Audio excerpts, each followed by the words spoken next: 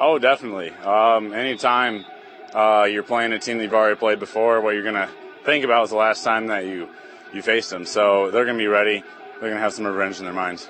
What do you know about them specifically, what their offense is going to bring to the table? Well, they like to throw the ball around quite a bit and more than they run. So we got to be ready to lock down the air. Explain to that. What are going to be some of the keys that you guys need to establish defensively? What's been the key for you guys defensively this season? Well, this season we've just been trying to do our job. Everybody do win their individual battle and then play as a unit, fly to the football. But this game we're really going to have to, only give them either the run game or pass game shut down. Make sure we shut down the run game, then they have to go to the air, and then we'll have them locked down there too. You guys have won more close games than I think anybody in the area this year. Given that fact, how comfortable do you guys feel getting ready to be in a playoff atmosphere? Yeah, I mean, we've been there close games all year. We've had about as much pressure as you could as a team. Overtimes in Columbia City, and we're just, it's nothing new to us. So you can throw about anything at us. I think our resiliency will shine through. So we get, fourth quarter, one-score game. 2 minutes ago, you guys are like, bring it on? Yeah, we've been there. What would, especially given how much success this team has had in the postseason the last couple of years, what would another run mean to this group, particularly the upperclassmen? It'd be great. I couldn't ask for a better start to senior season, but what's better than a great start is a great finish. So it'd be tremendous if we carried a deep run. You guys had the shadow getting a little. Good call. There we go. You guys had the upper hand last time around. What's it going to take to make it 2 for 2? We've had a great week of practice, and practice shows in the games, and the way we've been practicing all week, I have a lot of confidence in this week, and we're going to have to lock down the air on defense, and offensively we're just going to have to run the ball all night and show them what we're made of. Do you guys feel like you're peaking or close to peaking right now? Definitely. We have areas we need to improve on still, but we are definitely in our peak performance right now. You guys haven't lost this season, but you've had to really gut out some wins. Do you feel like even though you don't have that loss, this team knows how to handle adversity in the course of a football game? Yeah, every game we face adversity, whether it's coming down, losing in the first half and coming back and winning. We haven't had the adversity of losing this season, but as a team we know how to come back from adversity and get the job done. What do you know about what the Tigers are going to bring to the table from a defensive standpoint? From a defensive standpoint, they like to bring a double eagle with their defensive tackles in the nose, and then they bring down their outside linebackers, which they're trying to stop our run offense, but it's not going to happen because we changed our techniques up and we're ready to go.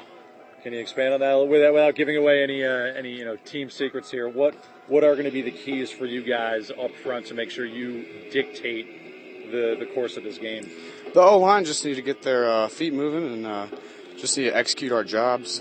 We've been working on it all season, just a little bit changes depending on what teams' defenses are. And as long as our offensive line execute, the rest of the team can get the job done as well. Can you overstate the importance of having previous postseason success throughout this roster? I mean, how important is that this time of year? Success is obviously important for the postseason. It's either do or die right now.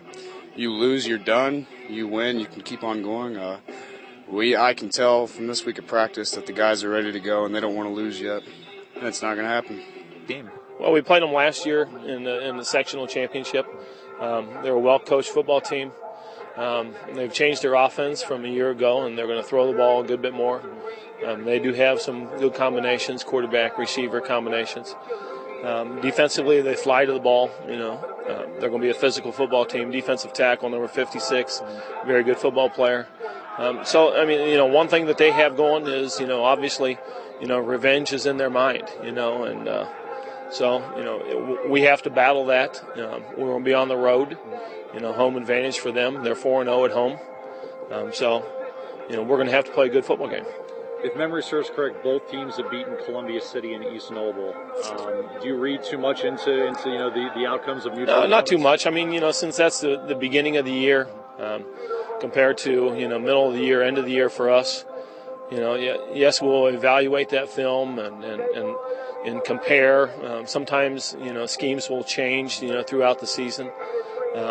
So mainly when we look back, we're going to look at personnel and see how things have developed, for teams. But you can't make too much of an analogy between team A beat team B, team B beat team C. The transitive property doesn't apply to athletics. So I think that obviously the hope this time of year is always to be peaking or be close to peaking. Do you feel like you guys are at that point right now?